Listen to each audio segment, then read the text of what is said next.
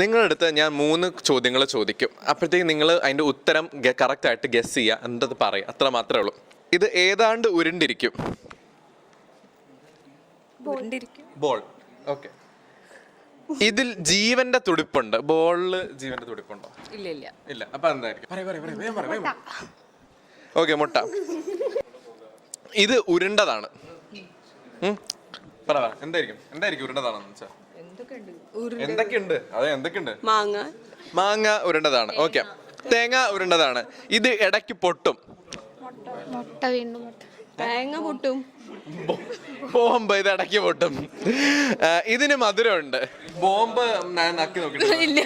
മധുരമില്ല. ഇത് ഉരുണ്ടതാണ്, ഇടയ്ക്ക് പൊട്ടും, ഇതിന് മധുരമുണ്ട്.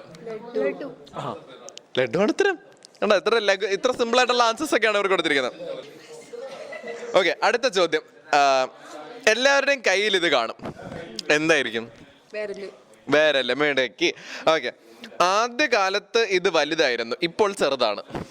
വിരല് ആദ്യകാലത്ത് വലുതാണോ? പിന്നെ ചെറുതാവോ? ഇല്ലല്ലോ.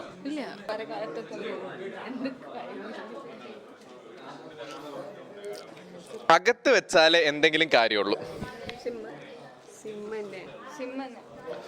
സിം തന്നെയാണ് അവർ പറഞ്ഞിരിക്കുന്നത്. സിം തന്നെയാണ് ഉത്തരം.